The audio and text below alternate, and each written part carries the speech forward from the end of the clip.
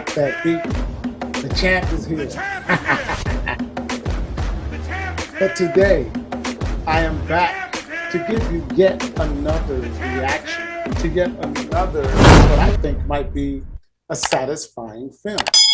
It's from the premier horror producer, director, Jason Blum. I just did another reaction to one of his films the other day.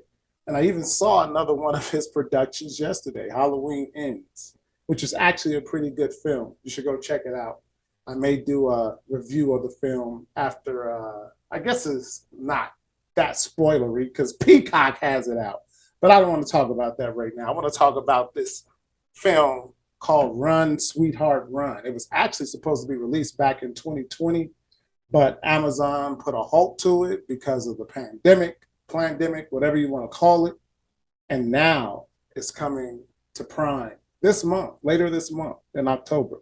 So let's take a look at this film, Run, Sweetheart, Run, or this trailer, I'm sorry, and see what it turns out to be. Let's go. So cute. All right. Well, I gotta say, that is a very handsome client. Why didn't you set me up with him? You deserve someone nice. Please be like the picture. Please be like the picture. Does she really deserve someone nice? Ethan? That's me. I thought you would appreciate the best sushi in LA. The best sushi. Oh, he's showing her a night on the town, huh?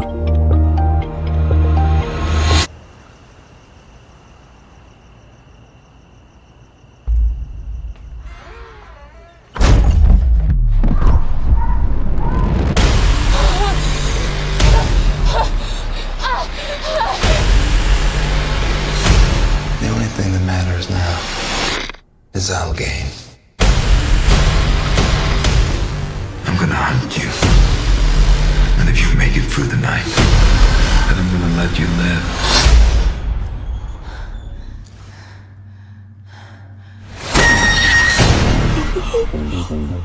You are a marked woman now. He can smell you.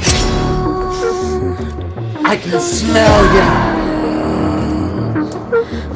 If you want to survive his game, the only person who can help you is a survivor. I just need to lay low tonight. How are you surviving now, huh? No one beats him. He's like a monster. I need to win his game.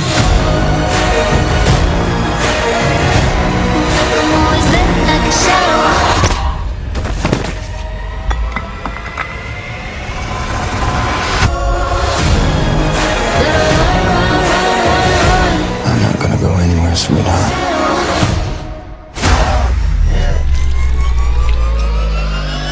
What are you?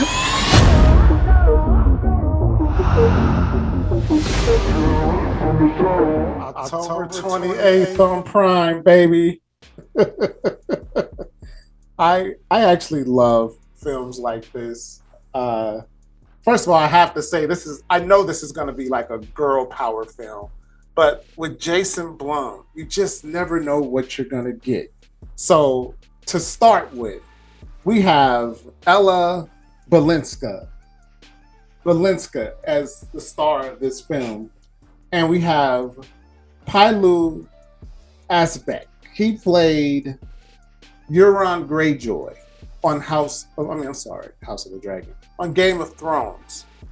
I think he was one of the best villains on that show, but the character that he plays in the books, A Song of Ice and Fire, the actual character was pretty hardcore in the books because he had a ship called the Silence, where he cut the tongues off of his crew.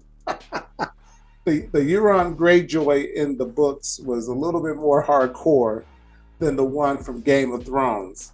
Ella Balinska, she was in that Charlie's Angels remake with the girl from what was the name of those vampire movies with the twinkly vampires?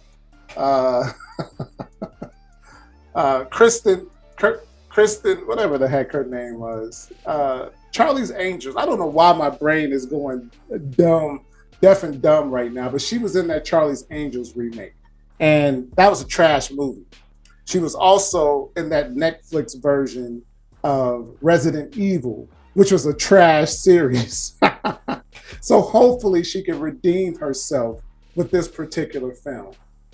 As far as Paulo Asbeck is concerned, I think he's probably becoming the premier bad guy as of late because he just has that look. Even in the beginning of the trailer, when he has that charming look, and if people like people really do your research on that word charm, charm is not really a good thing. It has a lot of demonic connotations. It means spell binding and to bewitch someone. And when you really think about it, some of the best, the most notorious serial killers were all charming. People who have come into your life and ripped it up like a gremlin. They were all charming in the beginning. And I think it's so fitting that he does that to her. But the part that I really took notice of is when he breaks the fourth wall and puts his hand up to the camera. He breaks the fourth wall without saying anything, first of all. And then it's like, stop right there because the hellish night for this woman is about to begin. I think that is so cool. Typically we'll see movies like Deadpool or a series like She-Hulk where they verbally break the fourth wall. But when he puts his hand up, you're like, whoa, what's going on here?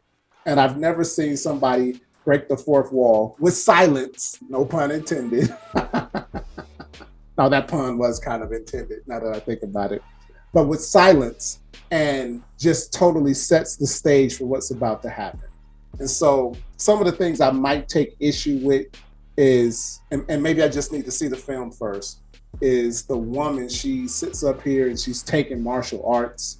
She's learning from some woman who apparently survived this maniac's night of being haunted. She's showing the scars on her abdomen. And so you can't just learn martial arts like that. Like maybe this takes place over a prolonged period of time. I did see a scene where there's a lot of girls with weapons, bats and sticks and poles and the like. So maybe others have survived his night of terror and being a marked woman. I love these haunted movies, not haunted as in a haunted house, but hunted. Those two words, boy, I tell you. These movies where a victim is hunted and they have to find out a way to survive because to me, that is an aspect of the human spirit that's constantly being lost. The ability to survive at all costs. We live in such a time where there's so many docile people who are just willing to go along to get along.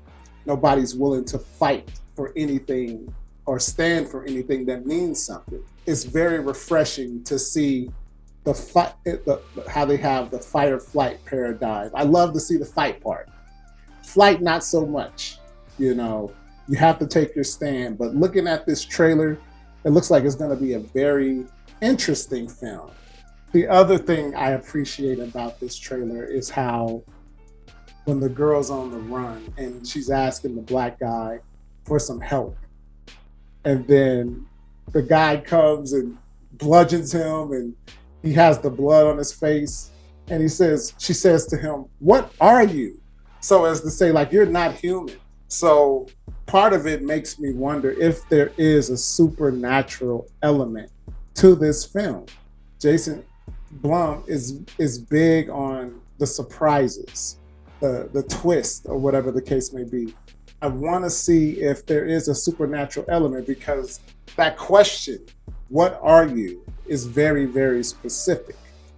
It suggests that she's seeing him do things that are not human, otherworldly, supernatural, you name it. And so those are the things that I'm picking up on in the trailer. But others have survived. And I often wonder, did they let the prey to survive? Did he let his prey survive? As usual, tell me what you think of the trailer. I will put a link in the description to the original trailer. But at any rate, like, comment, subscribe, hit the bell notification. Jovi out. Today I got time, cuz.